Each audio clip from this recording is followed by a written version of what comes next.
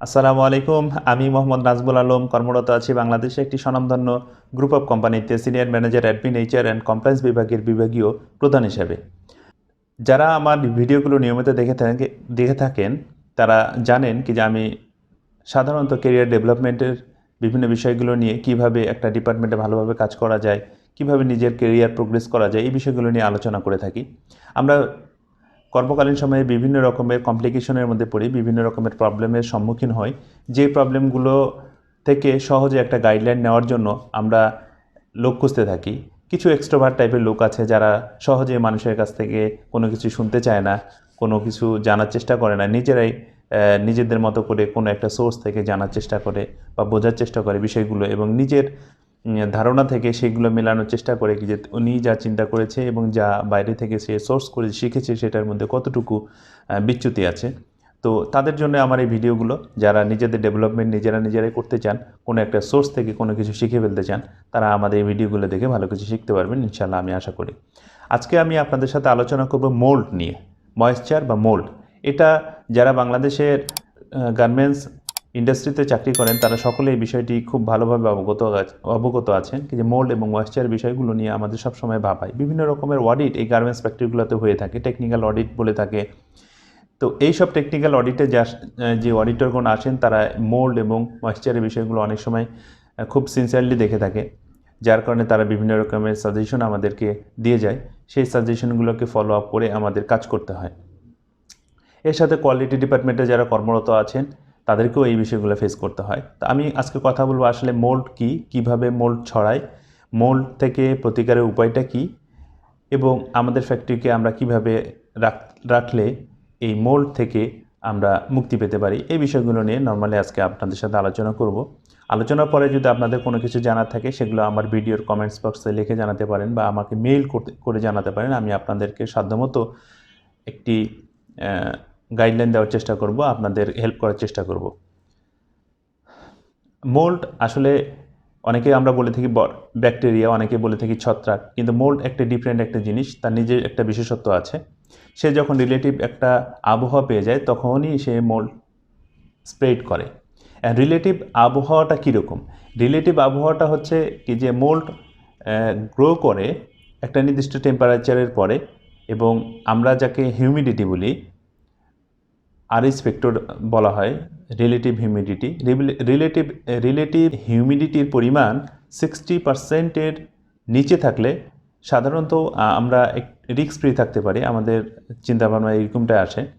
কিন্তু বিভিন্ন পরিবেশে মোল্ড থাকে, 60% হিউমিডিটির নিচেও মোল্ড থাকে, কিন্তু মোল্ড তৈরি হওয়ার জন্য, মোল্ড ছড়ানোর জন্য সেই পরিবেশটা অনুকূল না। মোল্ড ছড়াইতে হলে 3টি জিনিস লাগে। এই 3টি জিনিস হলো টেম্পারেচার, ওয়েদার এবং নিউট্রিয়েন্ট। একটা অনুকূল টেম্পারেচার লাগবে, একটা অনুকূল আবহাওয়া লাগবে, আর সেই আবহাওয়ায় তার খাবার লাগবে। এখন এই খাবারটা কি হয়? যেহেতু গার্মেন্টস ইন্ডাস্ট্রি, আমরা কাপড় বা ফেব্রিক্স নিয়ে কাজ করে থাকি।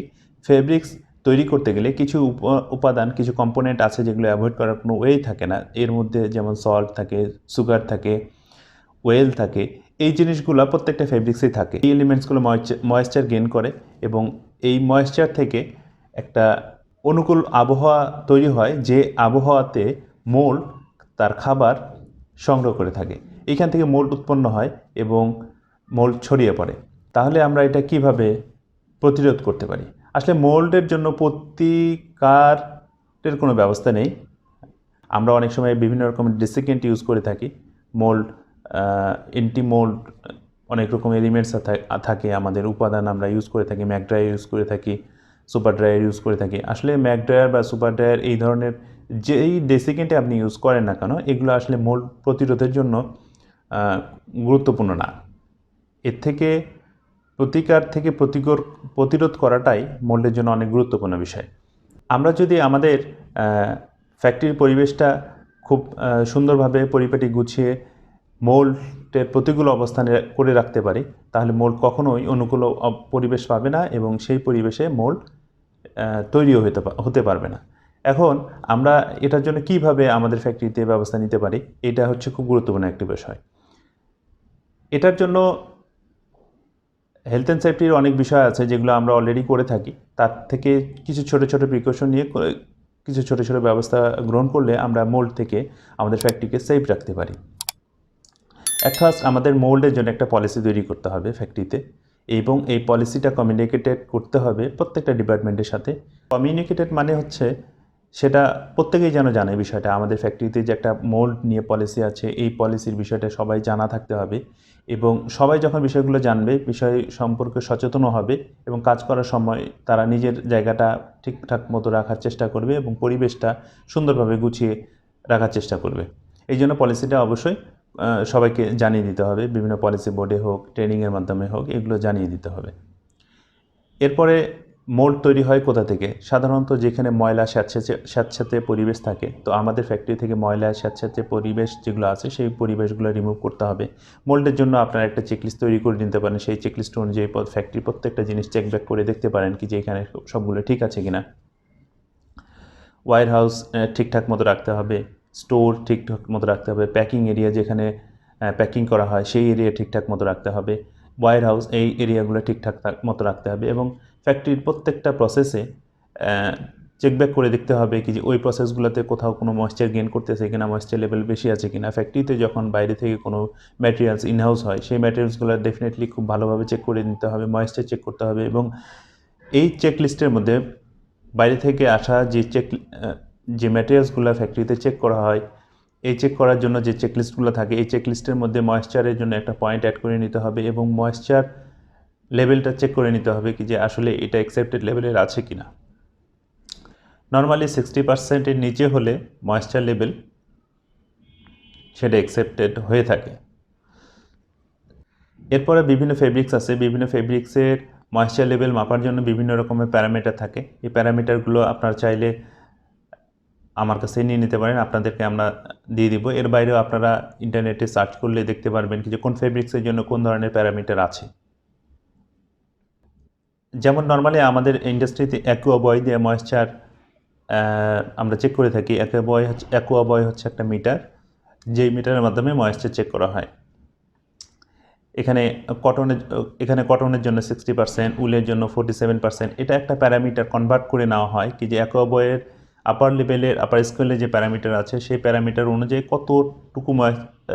কত পার্সেন্টেজ আসলে আমরা ময়েশ্চারটা টলারেট করব বা এটা আমরা অ্যাকসেপ্ট করব, এই ধরনের একটা লেভেল আপনারা ঠিক করে নিতে পারেন আপনাদের ইউজ করা যে ময়েশ্চার মেশিন আছে সেটার সাথে কম্পেয়ার করে, এবং এই ডাটাগুলো আপনারা ইন্টারনেট থেকে সোর্স করে খুঁজে পাবেন, এবং সেখান থেকে নিয়ে আপনারা আপনাদের মতো একটা প্যারামিটার স্কেল তৈরি করে নিতে পারবেন মোল্ডের বিষয়ে।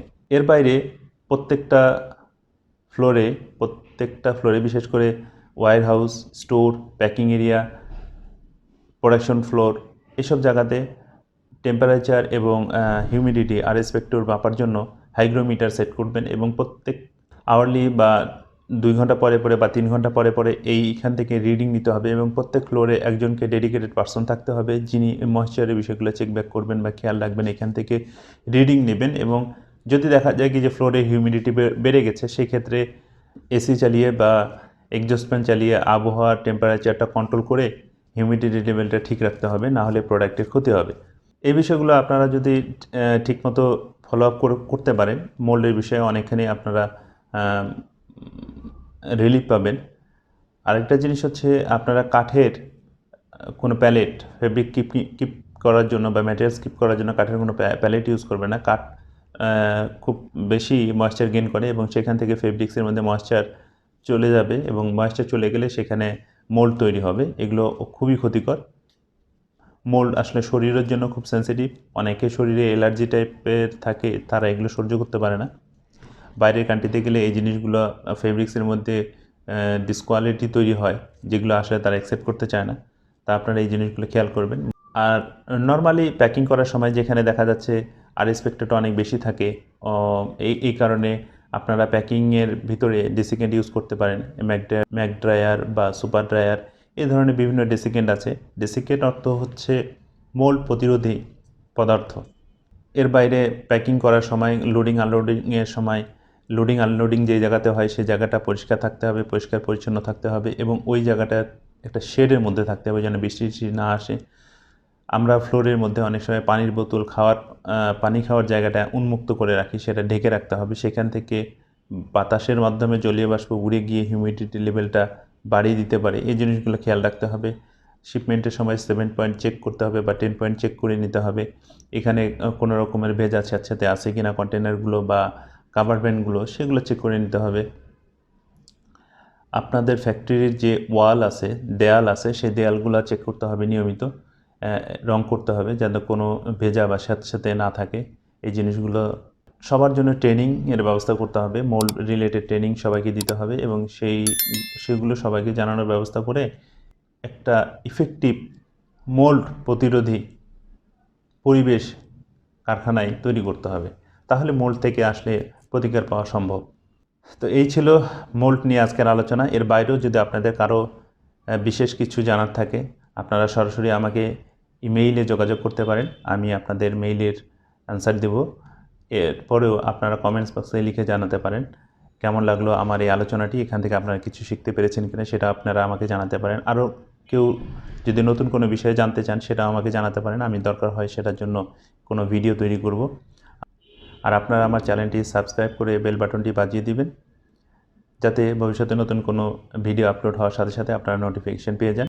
আর ভিডিওটি ভালো লাগলে শেয়ার করবেন, যাতে অন্য কেউ দেখেও উপকৃত হতে পারে, নতুন নতুন কিছু শিখতে পারে। আল্লাহ হাফেজ। আসসালামু আলাইকুম।